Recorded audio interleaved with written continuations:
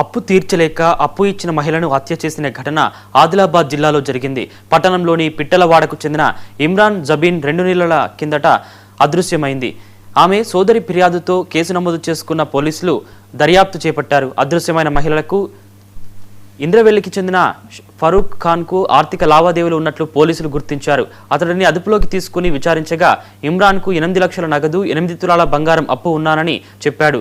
డబ్బుల విషయమై ఒత్తిడి పెంచడంతో ఇమ్రాన్ను హత్య చేసి మహారాష్ట్రలోని కిన్వట్ దగ్గర పాతిపెట్టానని ఒప్పుకున్నాడు. నిందితుడు తెలిపిన వివరాల ప్రకారం ఇమ్రాన్ మృతదేహాన్ని వెలికితీసి పోస్టుమార్టం నిర్వహించారు. DNA పరీక్షల ద్వారా మృతదేహాన్ని కుటుంబ సభ్యులకు అప్పగించారు. నిందితుడు ఫరూక్ ఖాన్తో పాటు హత్యకు సహకరించిన అతని డ్రైవర్ను అదుపులోకి తీసుకుని రిమాండ్కు తరలించినట్లు జిల్లా ఎస్పీ అఖిల్ మహాజన్ చెప్పారు.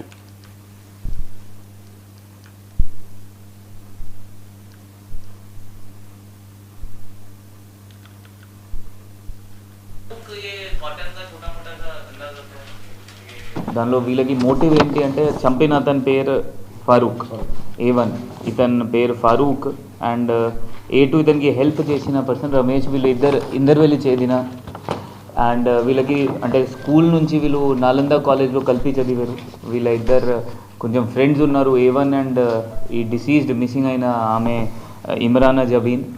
దాని తర్వాత ఈమె ఇతనికి కొంచెం డబ్బు ఇచ్చింది, 8.5 lakhs అండ్ 8.5 తులా గోల్డ్ కూడా ఇవ్వడం జరిగింది.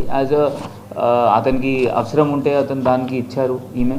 ఇప్పుడు ఈమె మళ్ళీ ఇతనికి అడుగుతున్నారు, అతను అదే బాధలో మళ్ళీ నాకు అడుగుతున్నారు, ఫోన్ చేస్తున్నారు. ఆ కోపంలో ఆ ప్లాన్ చేసి ఈమె ఇంటికి పోయి ఫస్ట్ ఈవినింగ్ పోతారు. ఈవినింగ్ తర్వాత మళ్ళీ నైట్ మళ్ళీ ఆ ఫ్రెండ్ రమేష్ తీసుకొని అతను ఈమె ఇంటికి పోయి వీళ్ళ ఇద్దరు ఆ స్మాదరింగ్ చేసి ఈమెకి చంపారు. దాని తర్వాత చంపిన తర్వాత ఆ కిన్వర్ట్ సైడ్ ఆ నైట్ 1 వరకు వెయిట్ చేశారు. ఆ బాడీలో అర్టిగా వెహికల్లో బండిలో బాడీ పెట్టి మళ్ళీ ఈ చోడా బజార్ హతనూర్ కిన్వర్ట్, దాని తర్వాత కిన్వర్ట్ తర్వాత కూడా 10 kilometers తర్వాత ఫారెస్ట్ స్టార్ట్ అవుతుంది. ఆ వెరీ సెక్లూడెడ్ ఏరియా. అక్కడ వీళ్ళు కొంచెం కెనాల్ లాగా ఏరియా ఉంటుంది.